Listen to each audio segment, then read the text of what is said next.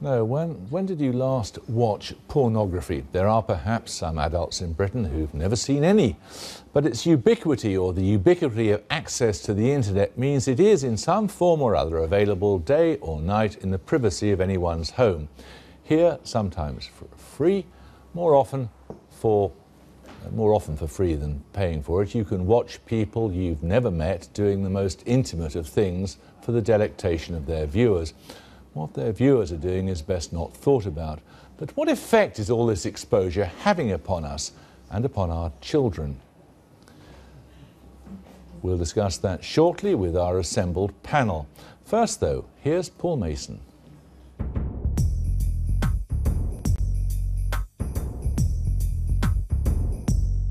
If your idea of pornography is top-shelf magazines, well, things have changed. Ever since the internet became fast enough to carry video 12 years ago, it's not just the scale of porn consumption that's rocketed, but what's in the videos is changing fast. Action. You don't need much to shoot an adult movie. For Laura Macro, one of Britain's top porn directors, it's the car park of her studio on the edge of Birmingham. Go from the kiss, just turn around, let me see your butt as well. Laura shoots for TV and for big name porn brands in America, so half the job is tailoring the content to meet specific rules and regulations. That's nice, make me believe it. But over the years, it has certainly changed in terms of we have to keep it tame. We have to consider the regulatory rules, because obviously everybody has a perception as to how they see something. We can't do anything that is aggression, anything that would be harmful to an individual, you know, so obviously sometimes in adult movies that's appeared to be the case, but it's actually not. So obviously everything's consensual and above board. Large amounts of porn are now available free because of the so-called tube sites, where, with no age warnings, you can click straight through to hardcore video, and that is not regulated because it's based offshore. What you do is you create a massively attractive proposition which is free, so you get millions and millions of visitors coming to your website, viewing free hardcore pornography, and then you upsell them premium versions of that service for, you know, $20 a month or £20 a month or whatever.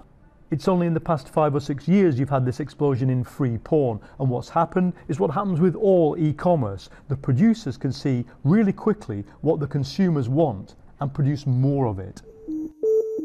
Quantitative research on recent content is scarce, but in a 2005 study of the 60 top-selling DVDs, 304 scenes were analysed. 88% contained physical aggression, principally a woman being spanked, forced to gag or being slapped. 49% contained verbal aggression, and targets were most often depicted as liking or ignoring the aggression. The more recent evidence is anecdotal. Here's what the regulator says. It is, for instance, very, very commonplace for sex scenes in modern pornography to feature women being penetrated in multiple orifices at the same time. It is very common for women to be slapped, spat at, and treated as you know, objectives to be tested to the limits of their physical capabilities. That's pretty standard in modern hardcore pornography. And that is not just in what we might call sadomasochistic pornography. It's a theme in almost normal pornography. It's a theme in the pornography that is commonly made available and which is not tagged as being sadomasochistic. Meanwhile, the internet has changed porn in another massive way: interaction. Victoria, a student, works as a webcam performer specialising in sadomasochism, and here too it's in the nature of the medium for the content to push boundaries towards new kinds of activity. When they see what I do, or they hear me talk about it, they certainly discover certain things that they didn't know that they liked or they didn't realise were consumable to have. So I find in that sense what I do quite powerful and in a positive way, because I think it's helping people understand and come to terms with their sexuality. They come across someone like me who works in the industry I do, and I list 100 things that they've never even heard of that are potential for them to have. Because there are thousands of women doing this kind of work in Britain alone, it's impossible for a regulator even to know what's in the content, let alone police it. Oh, don't be nervous. Well, let's discuss pornography with various supporters and opponents of it. Now, Anna Arrowsmith, you direct porn movies. You must be in one of the few growth industries of British manufacturing, aren't you? Well, sort of, apart from it's all being stolen online, but in theory, yeah, there's a lot of porn out there, it's just not being paid for. And it's a burgeoning sector. Well, the feminist porn sector that I'm in is definitely, yes. We've got our own channel now, we've got Dust TV, we've got the Feminist Porn Awards and stuff like this, and Berlin Film Festival. So, yeah, it's really burgeoning for us. But for the sort of more mainstream stuff, it's been attacked quite strongly from all Benedict Garrett, how does it feel as you're in this business too? How does it feel to you? Does it feel as if it's a real growth industry? Well, like Anna says, there's so much free porn out there that it is challenging. But equally, I think that forces producers to be quite creative in the pornography that they do produce. And yes, there is a lot more pornography that's being, produced for women, and people who want to see a much more detail put in terms of the quality of the photography, the quality of the storyline. Because more and more people are accessing pornography online, increasingly women, there are new markets that pornography is trying to tap on. Do you feel anything morally reprehensible about what you do? No. I certainly... Listen, I don't sit here and represent all of pornography. No, of course not. Just what you do. No, not what I... Absolutely not. My rule when I perform in pornography is that I will never do anything in pornography that I will not personally watch myself.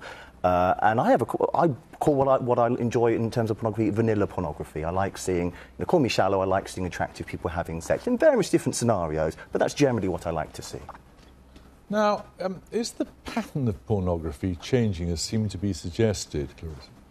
Well, there are various kinds of changes that are occurring, and of course the big story is internet porn. But in terms of production, there are various kinds of stories that we could focus on. There's Anna's feminist kinds of porn, but also user-generated pornography is, of course, one of the really big stories. But equally, the internet hasn't closed down every form of more traditional delivery of porn, so there are still magazines available for people to use, and also that DVDs, certain kinds of DVDs have become important, like parody films are a big seller. This suggestion we heard in that piece there from the former regulator, that there's more extreme stuff out there. Is that true? That's one of the claims that's made, but actually it depends on how you look at the particular scenes. So in the VT there was some talk about slapping of women. Well, it depends what the context of that is, and if that's consensual spanking, then does that count as violence in quite the way that it seems to suggest in that piece of research? I mean, what's going on here? This is certainly something that it didn't exist at anything like its current level 20, 30 years ago. I mean, is this a case of supply creating demand or what? I think there's certainly more women watching porn now. A third of online consumers are female. And it's not just women actually buying stuff, it's actually avowing it and allowing men, like they're using it as couples, and when it becomes more acceptable by women, then men will become more likely to use it, but also more vocal about using it. So it's a mixture of, yes, we are doing more, but we're actually being more honest and open about it as well. Tom Oakley, what do you think is behind it? Well, I think a lot of the things saying porn's getting more violent and porn is getting more and more available to everyone. People have been saying these things for the past 10 or 15 years. This isn't a new thing. What you do have on the internet now is there's a lot more free porn. You can see a whole scene online. Not that long ago, it was a lot harder to see really long scenes, and that's maybe the internet facilitating things, because previously you'd have to subscribe to a website, whereas now there's all these tube websites where people are watching porn for free. And people used to buy DVDs or buy VHS tapes. Sure, but what's going on here? I mean, is the whole country just masturbating more or what?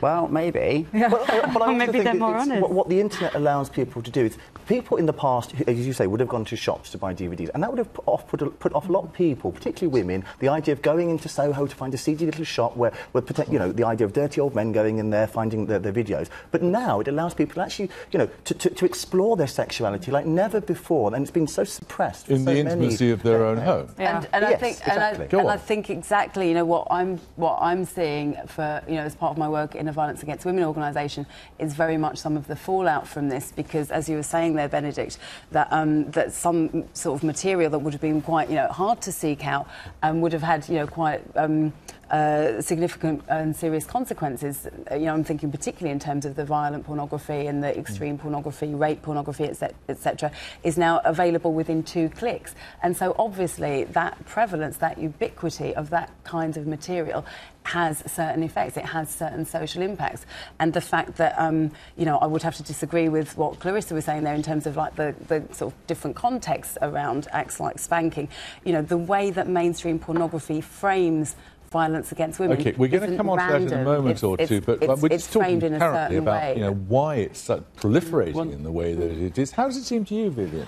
Well, I think what's really worrying about it is that it's now available to everybody, whether or not you're looking for it. And it does appear sometimes as if actually porn is looking for you as a web browser. It pops up where you're not necessarily looking for it, it's hidden all over the web, and there it is, right in front of you in glorious Technicolor. Still requires you to click on it does, yeah. This is the thing, I don't agree with this argument. I have to disagree there, because actually I don't see pop-ups coming up. I don't see stuff unless I go looking for porn. I don't find it. You don't find it in magazines openly or on television. I disagree with that. I've done web searches for something that seems quite innocent, and the first. What were you looking for?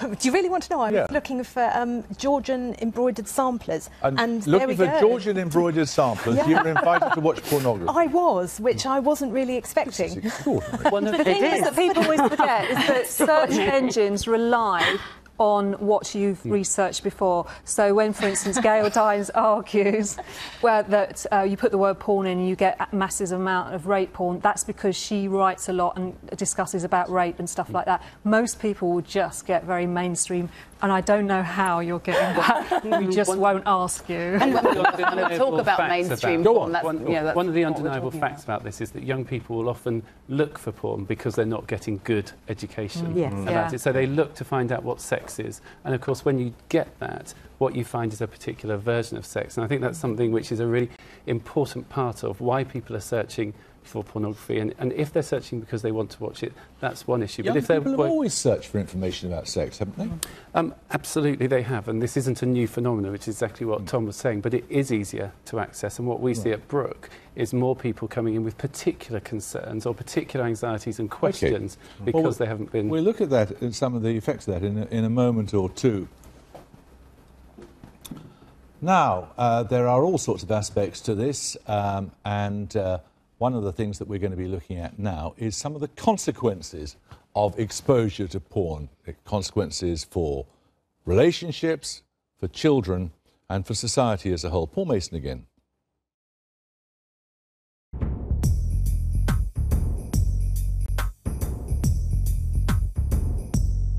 Within the space of a decade, the computer screen has become a window into a wide range of sexual activity. So what is that doing to people? Hardcore pornography de facto has become sex education.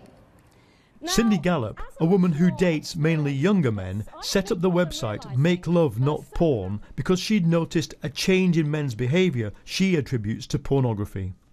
Many women have said to me, and by the way I've experienced this myself, that on their very first sexual encounter with someone that they were dating, they found themselves being addressed with the language that you hear in porn films, which is fine if over time you've agreed you're both into that kind of thing, but can be a real shock and very jarring and discordant when that happens unexpectedly the very first time you go to bed together.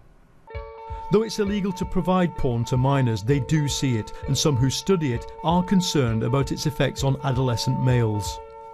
Years ago, when a boy, hormones raging, would find his father's Playboy, he kind of got glimpses into a world of coy smiles, women, you know, bent over smiling in a cornfield.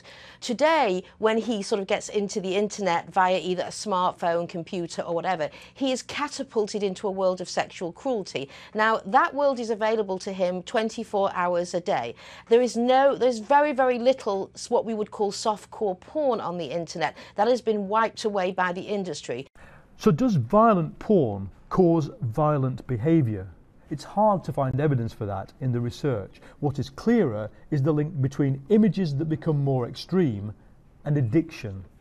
Paula Hall is a psychologist who treats people for sex and porn addiction. What pornography is doing is giving us what's known as a supernormal stimuli. It is exaggerating what is a very natural and instinctive desire to seek out attractive sexual partners, but it is exaggerating that, and it is giving us constant, endless novelty, which means that our brains are becoming more and more wired towards those pornographic images than it is towards partnered sex. And particularly for adolescents, where their brains are in a state of such dramatic change and pruning, it means that sometimes those other pathways for partnered sex aren't actually developing at all. Other psychologists dispute the very possibility of sex addiction. Meanwhile, Victoria, a webcam performer, says she can see signs of addiction among her clients. It has the potential to be addictive because it's easy and it's friendly and it's warm, and a lot of these clients know that when they log on, you know, if I've built a rapport and a relationship with them over a certain amount of time, I am going to be happy to see them and I am going to want to catch up with them and have a chat and see how they are, and it's like seeing an old friend. Why would you want to give that up? I think they forget how much money they spend and how much time they spend on me as well. Do I think it's damaging? Yes, but it's not my place to tell them to stop. The British government has signalled it'll require internet providers to filter out porn unless users specifically opt in. Within the industry, views on this are mixed. If people want to watch porn, they should opt into it. I agree with that. I don't think it's going to have an effect on us, to be honest with you. And when people do opt in for it, then people can't see it as a bad light, because if they want to look for it, they want to watch it, that's their own choice. David Cameron needs to stop trying to control people under a banner of protecting them, because it's protecting nobody. It makes jobs harder, and it sort of perpetuates the idea that what is not normal is damaging. The fact remains, never before have so many men had so much access to extreme imagery, and no political party is now proposing to censor it outright. Well, let's talk about some of the effects of pornography. Julie Long, what do you think it's doing to the way that men regard women? Well, I was talking to some of my colleagues today who work in the area of prevention of violence against women and who work very directly with young men in pupil referral units in schools. And some of the testimonies that you know, have come out of that work are really seriously troubling. You know, the types of language that are used to talk about girls, you know, in their peer groups. The kinds of, well, in the recent Office of the Children's Commission's, the OCC report, one of the young men was quoted as saying porn is everywhere, and a 14-year-old boy who was involved in a multiple perpetrator rape of an 11-year-old girl testified that it was like being in a porn film. So I think, you know, what we're seeing is a very, very sort of troubling set of consequences of this material being so available. And I think when we talk about the impact of it, we tend to have a rather narrow definition of how it may or may not cause violence, but we have to look at the reality for young women who are growing up having to deal with these kinds of attitudes. Doesn't that bother you? No, because the facts actually don't support that. Young people today are actually waiting longer to have sex, young girls especially. The studies that show with England, North America and Australia show that, for instance, violence against young people and sexual violence against them is the lowest it's ever been. Pregnancy rates are at the lowest for 30 years. Rape has been dropping since the early 80s. Young girls, when they do have sex, are waiting. The Home Office estimates that men perpetrate 78,000 acts of rape on women every year in this country. That hasn't changed significantly. It's stayed around the kind of 80,000 mark. Your experience with young people? Well, the majority of them can distinguish between fantasy and reality if they have an adult who communicates with them, if they have good education, if they have good support. I think there's absolutely no doubt that young people are seeing things which sometimes lead them to question, to be confused, and sometimes to be inquisitive. But the majority of young people do navigate their way through relationships fairly well, and we have a job to do. I think one of the key things about this is let's talk about sex and about why young people need to be want to have sex and when they want to have sex, rather than just about pornography, because we still will not talk about young people and sexuality. And until we do, then we are in danger of clamping down on a particular area which feels comfortable and confident to, rather than changing our culture. Andrew Sams, what's your experience? Well, the churches Have you ever seen pornography? The churches are recognising that this is a problem, and it's. I just want to go back to what was said there about addiction. Now, I think there's a lot of controversy about whether that actually is true or not, but certainly churches are now waking up to the fact that large numbers of their members are coming forward and saying, we have a problem in that we are watching this stuff, we feel as if we're addicted to it, we can't get away from it, but it's causing us shame, and we actually don't want to do it, but we keep coming back to it again and again. And the church is having to. Church? Yes, this is and clergy and ordinary members of the church, and it's now people are now being open about this, which is obviously a good thing. But the emphasis now is on people who actually are feeling that this is a negative thing for them, and yet they can't sort of help themselves in going back to it. Isn't that in comparison to a scripture, though, that, you know, they feel bad because they've been set up to believe that sex is so negative? No, I don't. But that isn't a bad thing, though, is it? Yeah, the feelings of negativity that you have around normal adult sexuality. You know, I wasn't raised really terribly Catholic, but I went to a Catholic primary school and went to church. And for me, when I realised I was gay, that made it quite difficult. So for me, looking online and looking at pornography, it was something of a comfort to realise I'm not some kind of freak. There are gay people, it's okay. And also trying to look at normal educational websites as well, because sex education at my school was not there. It was totally inadequate. It was given by sixth formers who treated it as a joke. One of the things they said, the only thing they said in relation to homosexuality was even benders need to use condoms because otherwise they'll get AIDS, even though they already do. I was a former head of PSHE at a secondary school, and I think that the issue here is that pornography is yet again being used as a scapegoat for the fact that the biggest issue is our attitude to sex. I find it utterly bizarre that religion criticises pornography when the amount of misery that has been wrought upon this planet up until now, and including now, through multiple reasons, also because of the shame that religion puts on sexual expression and sexual liberalism, and the guilt that people feel because of that, being able to explore masturbation, being able to explore different sides of their sexuality, the amount of misery that's put on people, not to mention the deaths that people suffer in certain societies because they explore those things, is not in any way comparable to there's no proven negative side effect of pornography. There is evidence for and there's evidence against, but the direct effect of religions on this planet far outweighs any negativity that pornography can ever come close to. Andrew Symes, that pornography can be quite effective in keeping some relationships together. Well, apparently that's what some people say, but certainly mainstream Christian teaching, and I think from other religions as well, are quite clear that sex is a great gift from God, but it's to be used within certain boundaries. And I think we all draw the boundaries in different ways, don't we? In different places. It's important to have boundaries. If you have a couple who have different levels of sexual desire, and one of them chooses to use pornography and masturbate, and it keeps the relationship going, that's a good thing, isn't it? I think mainstream Christian teaching has always held that sexual intimacy is between a couple who are committed to each other in a monogamous relationship, but and what everything about, outside of that what about is... people who don't have the social skills to form relationships?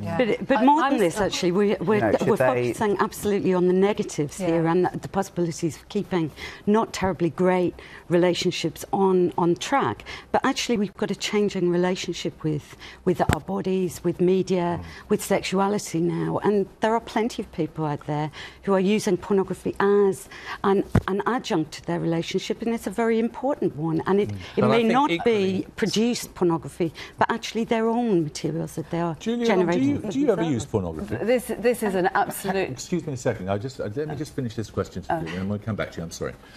Do you ever use pornography? Yeah, absolutely, absolutely. I think one of the significant things that is quite obvious as a trend is that now that there is more pornography available in the privacy of your own home, it's something that's much more accessible to women. And that absolutely empowers women to think about their relationship to sex and to their bodies and to the kinds of relationships and kind of sexual activities that they want to engage in, that is unprecedented. I think if you compare it to I really feel I need to come in here because I think we're in danger of constructing pornography as this kind of, cornucopia of sort of, liberating potential for sexual expression.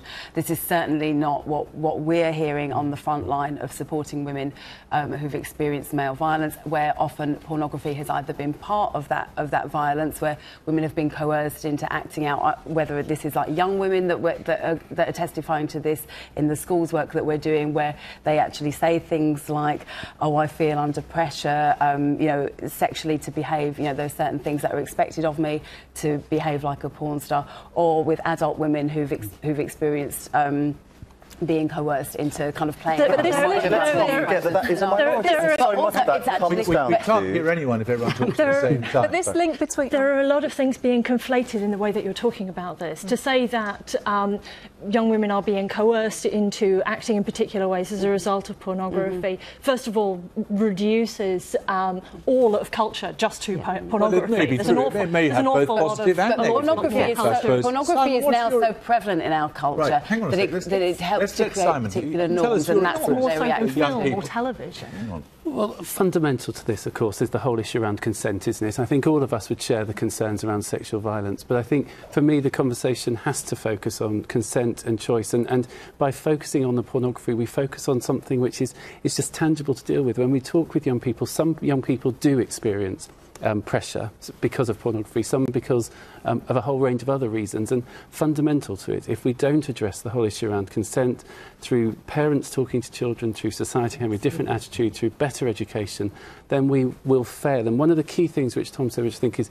really important here, is that the internet can become bedeviled here, and actually the internet is such a force for good when it comes to advice and information for young people, that any of the controls that we put on this have to be done with a view that if we get it wrong, we put young people at risk of not getting the advice and help, and that includes the violence against women organisations. Can I just come in and say, as well. This moral panic around this link between sort of harm for women especially and porn comes from Andrea Dworkin's book in 1981, and we have had a rhetoric that is sort of about violence and about damage to women for 30 years. So it's very difficult for us to think in any other term. But if you compare that to another moral panic that didn't happen, which could have happened at the same time, which is the comparison between professional boxing and, for instance, street violence. Now, we didn't have that moral panic, so it's very clear. We can look at boxing and say, but that is a game with special rules. People are very capable of looking at it and seeing the very difference between two people who consent,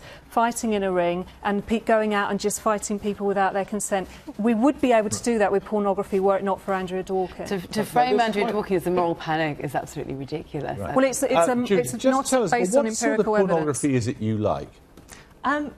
A really wide range and variety of pornography. The primary concern for me is that it's been produced in a clearly consensual environment. But is it not true, I don't want to intrude too much, that you've been the victim of sexual violence yourself?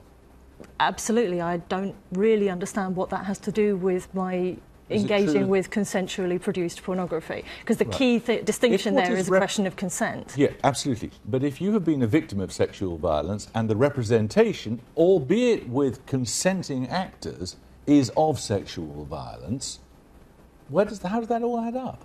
if I've been hit by a car, I don't want to see a movie in which someone gets hit by a car. I mean, it's fantasy. That I enjoy the fantasy of the loss of control doesn't mean that the real experience of a genuine non-consensual violation has to be acceptable. It's something similar to going on a roller coaster. If you ride a roller coaster, you are out of control within a controlled way, right? And you have to trust that the person who produced it, the person who operates it, has enough of a concern for your safety that they will ensure that you're safe in that environment, and to allow you to experience an extreme of emotion that you couldn't do otherwise. Now, it's a fantasy. The reason this is topical now, of course, is because the whole question of control of access to pornography has become very topical, and the Prime Minister and various others have expressed a view on it. What's your view, Vivienne Petson? I think that the solution that has been suggested, that filters will be offered to all new internet service providing customers this year, and they will come with a default filter on unless you untick it, which is quite a simple thing to do, will give some degree of protection, I think, because the rosy world of pornography that is being described here, that is quite consensual and all the rest of it, does not, I think, tally with what I've seen with 5 minutes on Google, putting porn into a search engine, seeing what comes out. But what kind of research do you do around the materials that you look at? But that's all I need to do, because actually, if a 10-year-old is putting porn... It's assault so much, she's looking for embroidery. But actually, the idea that we are assaulted by it now is an exaggeration, right? That actually... She's entitled to be free of it, though, isn't she? But yes, but putting porn into Google because they're looking for information, and that's what they're getting. I think the kind of information that they're finding in a couple of clicks is not a good sex educator. No, maybe it's not. But if a 10-year-old's putting porn into Google in order to get sex education, then surely we ought to be having a wider conversation about sex education rather than demonising porn for providing information where there's a void. Are a really good idea. Should 10-year-olds have unsupervised access to a computer anyway? Well, that's another question. We know they do. So what do we do? Hang on, but why don't people blame the filter companies, the companies that sell you software that is meant to stop kids seeing it? They should be the ones that are making money out of not providing something that they promise and giving you a false promise. It's like, at the moment, it's like the porn industry is being blamed, like Smirnoff is being blamed for a shopkeeper allowing somebody to buy underage material, underage alcohol. It's wrong. It's not actually ours. We don't sell to underage people. All right, let's stick to this question of controls. Do you have something you wanted to say on controls? Well, it was more about the way that the porn industry is being framed here. It's kind of being framed as some sort of innocent victim that that is sort of being held up in the dock. But Clarissa, you study this industry. I am staggered that you have nothing critical. You appear to have nothing critical to say about it. What's your idea on controls? Well, I think, first of all, as we said, it's important that people should be able to not have to look at porn, and people should be helped if they don't want to look at it and they feel themselves sort of trapped and sucked into it. There should be ways of helping people to get out. Well, certainly the churches are developing programs to do that. I don't know how other people are, for people who say that they want to do it. But I think in terms of controls, I mean, it may be that certain controls, there are various debates about legal, whether things should be imposed legally and so on. But I would have thought a much better thing would be to encourage people to think positively about doing other things, frankly, instead of spending a whole time sitting in front of TV screens. Not their natural human sexuality in various ways. I actually think the most important thing, as Simon has been saying, is that we tackle the education. I mean, we only have to compare ourselves, and it's not a utopia, but we look at some of our closest Western European countries, the Netherlands being a particularly good example, although it's patchy as well there, and it's not perfect. But the fact is that young people there find it much easier to talk to their parents, talk to their teachers about sex from an early age. And they have much lower rates of STIs amongst young people and teenage pregnancies. And thank you all very much indeed. Yes, exactly. Well, that sadly is it. Tomorrow night, Emily Maitlis will be here. She's promised to wear a moustache. Good night.